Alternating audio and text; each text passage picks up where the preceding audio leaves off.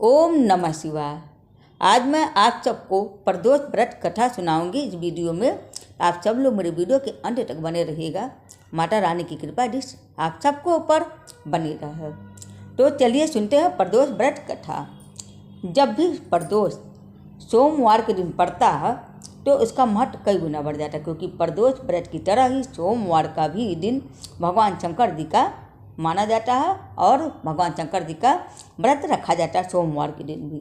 तो धार्मिक मान्यताओं के अनुसार सोमवार प्रदोष व्रत रखने से भक्तों की सारी मनोकामनाएं की पूर्ति होती है और साथ ही में कुंडली में चंद्रमा की स्थिति मजबूत हो जाती है। जिनका चंद्रमा कुंडली में कमज़ोर होता है, अगर सोम प्रदोष व्रत करते हैं जो भी भक्त, तो उनका चंद्रमा मजबूत हो जाता है कुंडली में। इस साल जो माघ मास कृष्ण पक्ष की प्रदोष व्रत पड़ रही है वह 27 जनवरी को पड़ रही है, यानी कि आज पूजा इसका किया जाएगा प्रदोष व्रत का शाम को। तो हम कथा डाल रहे हैं, आप लोग जरूर सुन लीजिएगा। तो माता रानी की जय हो।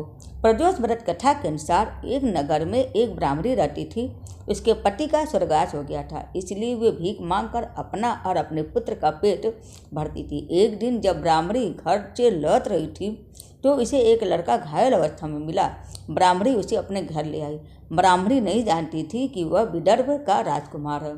शत्रु सैनिकों ने उसके राज्य पर आक्रमण करके उसके पिता को बंदी बना लिया था, इसलिए वह मारा फिर रहा था, क्योंकि इसकी माता भी मारा फिर के भाग गई थी वहाँ से और एक तालाब के किनारे जा गई। तो वहाँ पर ये बच्चा हुआ था। उसके बाद वह पानी पीने गई बच्चे को छोड़ के, तो वहाँ पर ग्रास ने निगल लिया था, इसलिए वह अकेला और अनाथ हो गया था।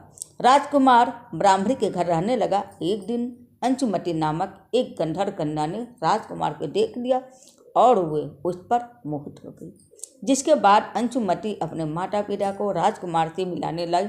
उन्हें भी राजकुमार बहुत पसंद आया, जिसके बाद राजकुमार और गंधर्व कन्या का विवाह करा दिया गया। ब्राह्मणी प्रदोष व्रत किया करती थी। उसके व्रत के प्रभाव से गंधर्व राज की सेना की मदद लेकर राजकुमार ने अपने राज विदर्भ से शत्रुओं को खदेड़ डाला और फिर से राज्य को प्राप्त कर लिया और आनंद पूर्वक से रहने लगे। राजकुमार ने ब्राह्मण पुत्र को मंत्री पद दिया और ब्राह्मणी को अपने घर में माता की तरह रखा। तो जिस तरह से भगवान भोलेनाथ माँ पार्वती ने ब्राह्मणी और ब्राह्मण के पुत्र के दिन फेरे, वैसे हम सबका दिन फेरे। तो बोलिए भोलेनाथ माँ पार्वती की जय। तो उम्मीद है आप सबको मेरा वीडियो पसंद आया होगा। हरे कृष्ण, हर हर महादेव।